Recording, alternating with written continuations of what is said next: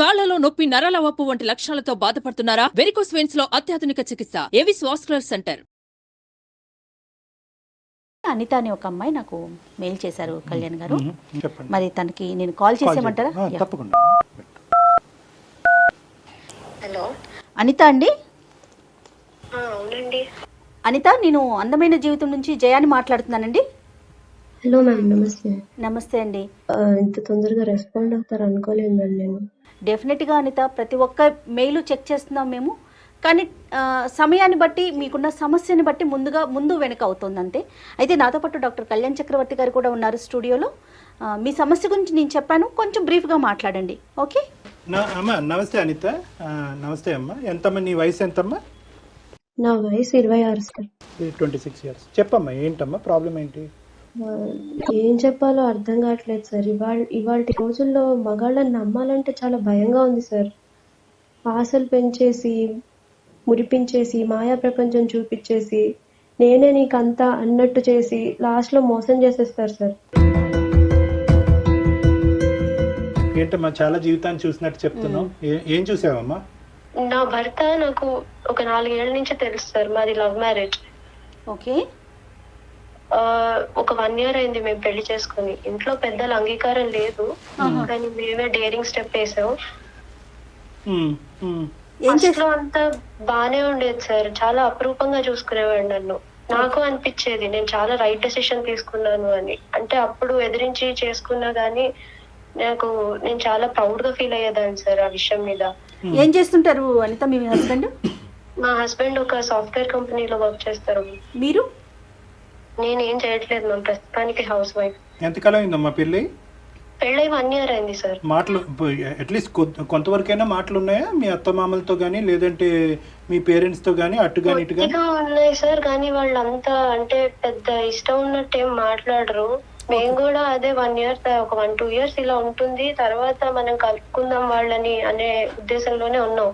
Okay, సమస్య గురించి చెప్తారా? నాకు ఎంత అలాంటి సిచ్యువేషన్ లో ఉండేదాన్ని సార్. చాలా హ్యాపీగా ఉండేదాన్ని నేను. చెప్పు నాన్న, ఏంటి సమస్య? చెప్పు నాన్న, ఏమైంది? తను ఇంకొక ఎఫ్ఐఆర్ మెయింటైన్ చేస్తున్నాడేమో అని నా డౌట్ సార్. బయట అయితే పడట్లేదు. నాకు ప్రతి ఇన్స్టెన్స్ లోను 3 months నుంచి అసలు గ్రాడ్యువల్ గా ప్రతి ఇన్స్టెన్స్ లోను నాకు అదే కనిపిస్తోంది. ఈ మనిషి పొద్దున్న ఆఫీస్ కి బయలుదేరి వెళ్ళినప్పుడు కొట్టుకునే సెంట్ ఒక బ్రాండ్ సార్, కానీ తిరిగి వచ్చేటప్పటికి వేరే బ్రాండ్ సెంట్ ఉంటుంది సార్ తన ఒంటి మీద. స్మెల్ మారుతుందమ్మా? అంటే అది ఆబ్వియస్లీ ఈవెన్ స్వెట్ స్మెల్ ఉన్నా గానీ నాకు అంత అనుమానం రాదేమో సార్, కానీ వేరే బ్రాండ్ స్మెల్ ఉంటుంది సార్. ఓకే నాన్న, ఇంకా ఏముందమ్మా అలాంటిది నీకు అనిపించినవి? వన్ ఫైన్ డే నేను తన బ్యాగ్ మామూలుగా క్లీన్ చేస్తున్నాను సార్. అందులో నాకు ఒక వేరే హ్యాండ్ కర్చీఫ్ ఒకటి దొరికింది సార్. ఇది పెద్ద అనుమానాస్పదమైన విషయం కాకపోయినా గానీ నేను చాలా పర్టికులర్ గా ఉంటాడు సార్. అంటే తను ఎంచుకునే ప్రతి దాంట్లోనూ చాలా పర్టికులర్ గా ఉంటాడు.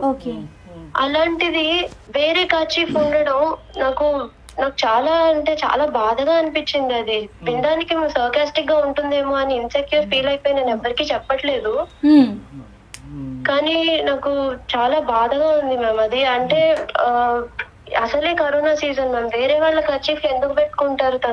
మన బ్యాగ్ లో మనం పెట్టుకోం కదా యూజువల్ గా. అయితే నేచురల్ రెస్పాన్స్ అమ్మా. ఇంకా బిహేవియర్ లోనే నాకు చాలా చేంజెస్ కనిపించాయి. ఇంతకు ముందు నాకు తను టీషర్ట్లు వేసుకోను, నాకు నచ్చవు అని చెప్పడం చాలా గుర్తు.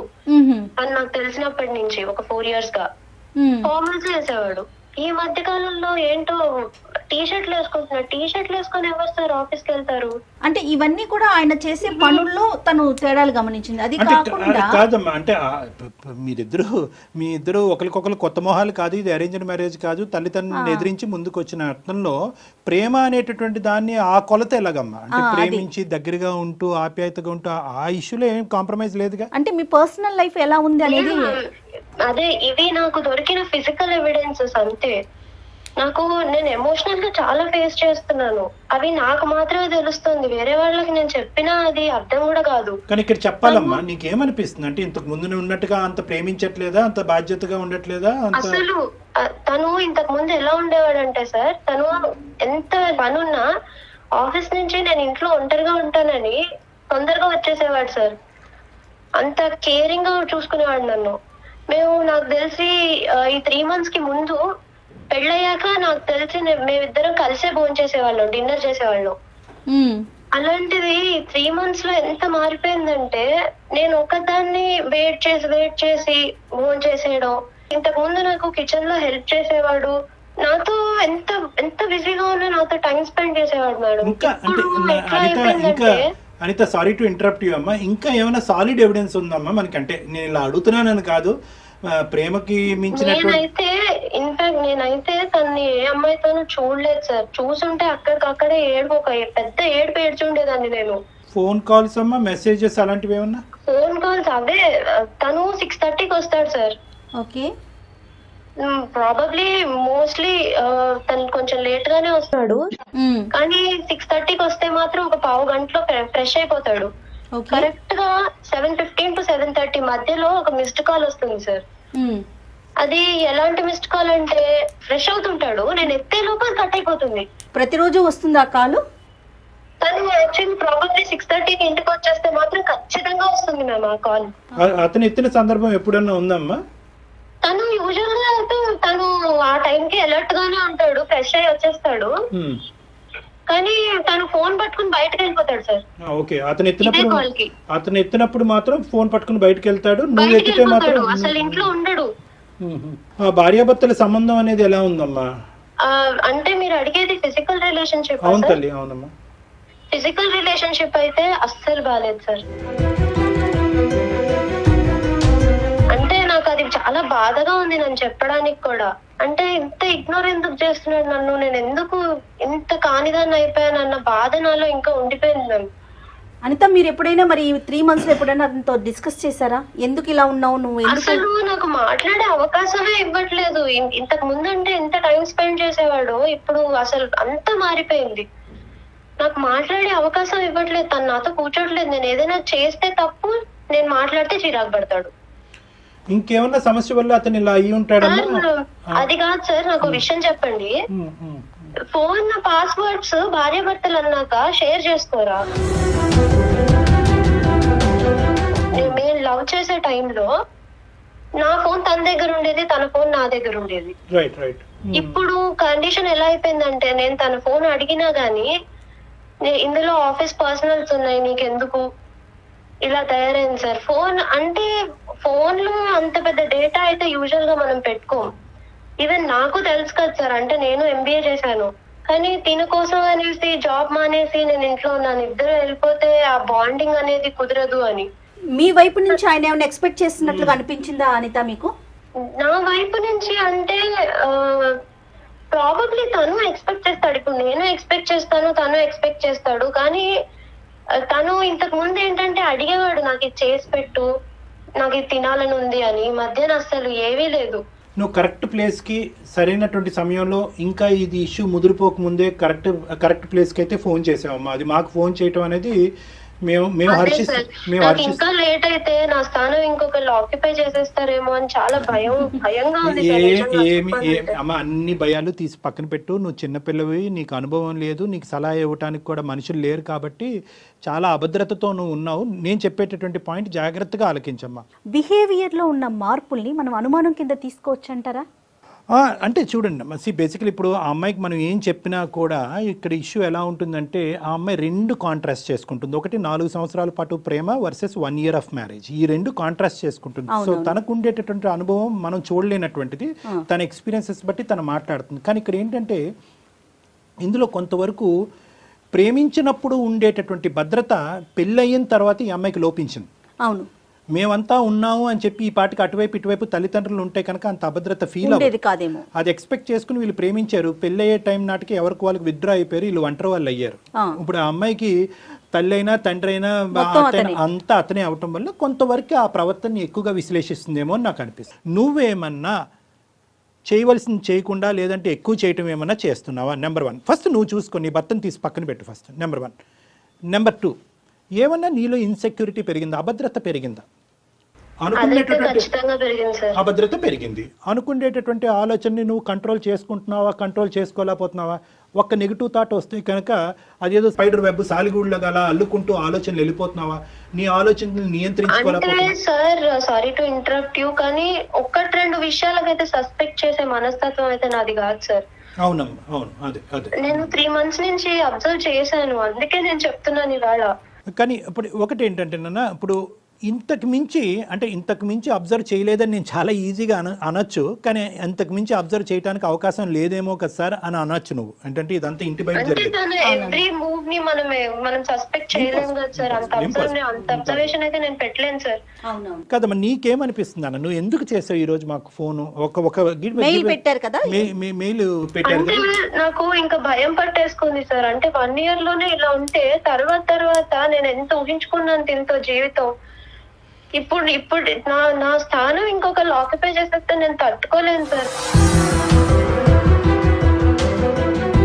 ఇంకొకరు ఉన్నారో లేదో కూడా తెలియని విషయం కదా అనిత. మీరు అప్పుడే అక్కడ దాకా ఊహించేసుకోకండి.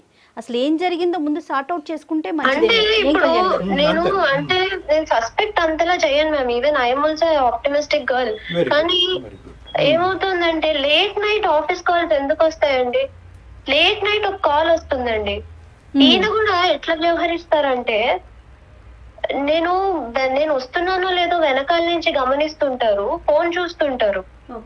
నేను అనుకుంటూనే ఉంటాను ఇప్పుడు ఫోన్ మూసేస్తాడు చూడు అని. నేను వెళ్తూ ఉంటాను, మూసేస్తాడు ఫోన్. అంటే అతను అబ్జర్వ్ చేస్తున్నారు. చేస్తాడు.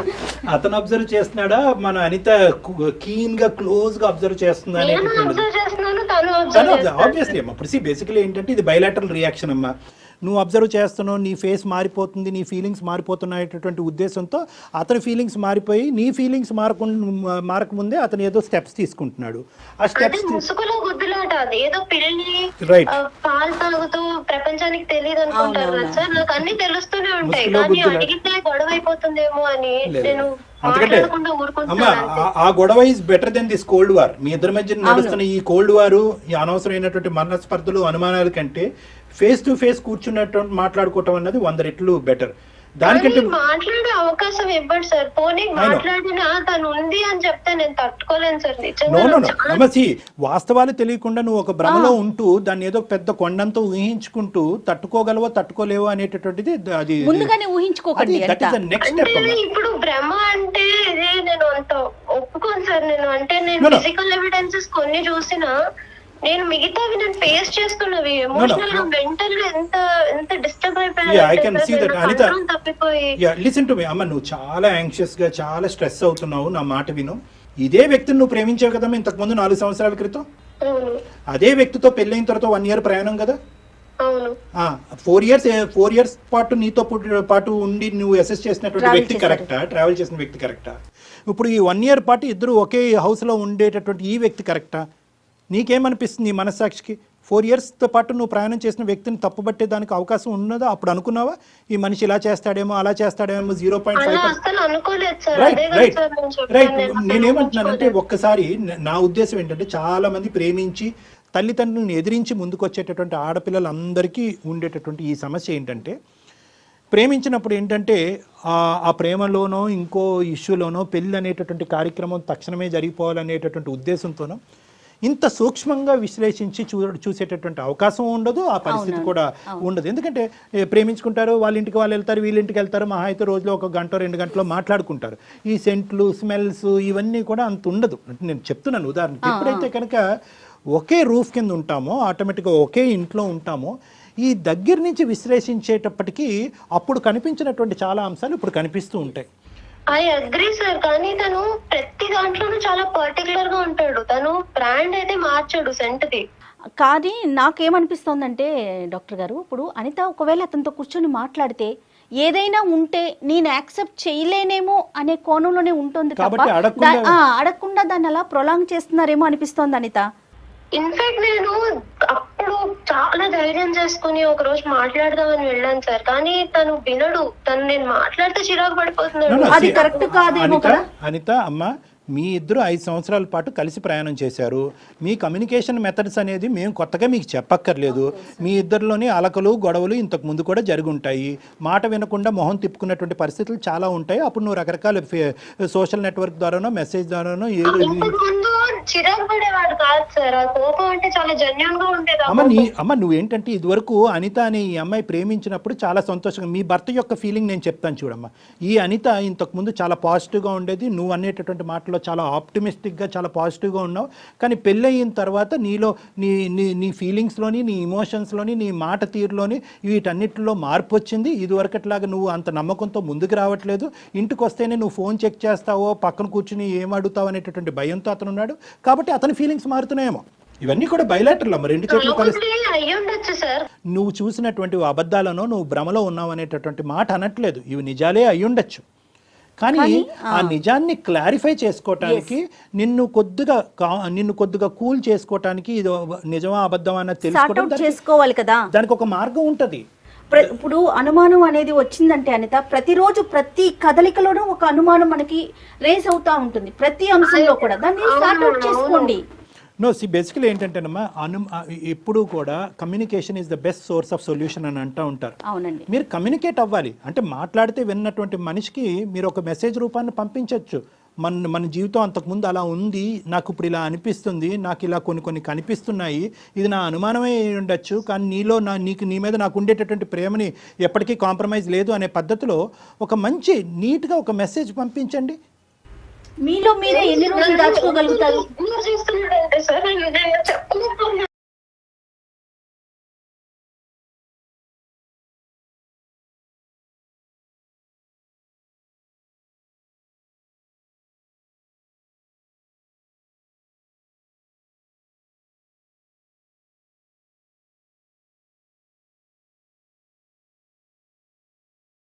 ఈ 3 months నుంచి ఏదో వండి పెట్టేస్తున్నాను, కొట్టే తెచ్చే టైప్ లో ఉండింది, ఏదో డ్యూటీ చేస్తున్నట్టు. చాలా బాధగా ఉంది. ఫస్ట్ అండ్ ఫార్మోస్ట్, ఇదేమి నువ్వు ప్రపంచం అంచునేమి నువ్వు రాలేదు, నీ జీవితానికి ఎటువంటి డోకా లేదు, నువ్వు ఏమీ భయపడవలసినటువంటి అవసరం లేదు. మా టీము అందమైన జీవితం ఎప్పటికి కూడా నీకు సపోర్టివ్గా ఉంటుంది. నువ్వు ఎప్పుడైనా కాల్ చేసి మా దగ్గర సలహా సూచన నువ్వు తీసుకోవచ్చు. We're there with you. So number 1 అది గుర్తుపెట్టుకో. ఎందుకంటే మాకుండే అనుభవం కానీ మాకుండేటటువంటి ఎక్స్పీరియన్స్ బట్టి కానీ కేవలం నీకు ధైర్యం చెప్పడం గురించే కాకుండా కరెక్ట్ మెథడాలజీ పాత్వే ఏంటి అన్నది కూడా మేము చెప్పగలం. యాజ్ ఆఫ్ నౌ నేను చెప్పేది ఏంటంటే, నువ్వు చూసినటువంటిది బహుశా అది భ్రమ అయి ఉండొచ్చు, నిజమై ఉండొచ్చు. ఆ ఆస్పెక్ట్ తీసి పక్కన పెడదాం. ఒకప్పుడు అది నిజమైతే కనుక ఆ నిజం ప్రొలాంగ్ అవ్వకుండా తాత్కాలికంగానే అది ముగించేటటువంటి విధంగా నువ్వేం చేయాలి అనేటటువంటి సలహా కూడా మేము ఇవ్వడానికి రెడీగా ఉన్నాం. ఫస్ట్ అండ్ ఫార్మోస్ట్ ఏంటంటే, ఈ ఆలోచన శైలితో నిజంగా మీ హస్బెండ్ నిన్ను హేట్ చేసేటటువంటి పరిస్థితి తెచ్చుకోవద్దు. ఇది ప్రైమరీ టాస్క్, గుర్తుపెట్టుకో. చాలామంది ఈ ప్రేమించినటువంటి ఆడపిల్లలు చిన్న వయసులోనే ఇప్పటి నుంచే చాలా భయంగా ఉంది.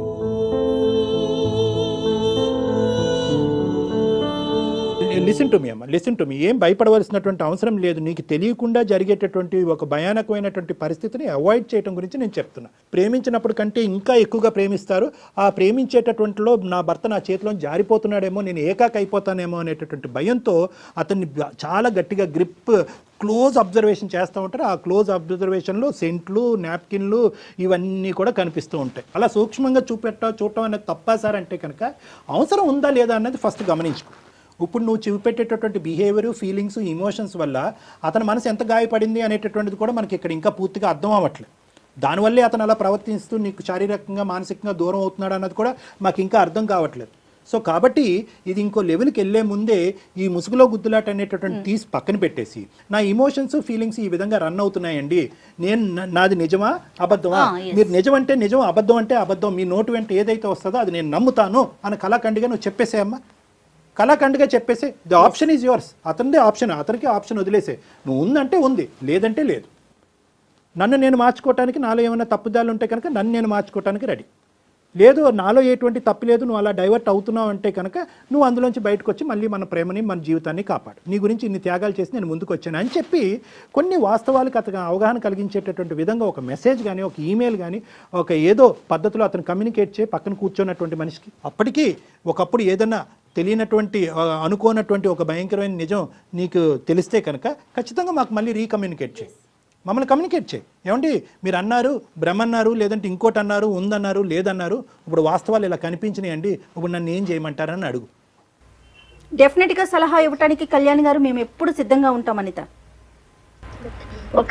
ఓకేనమ్మా? Okay, be confident. Good luck అమ్మా, ఆల్ ద బెస్ట్.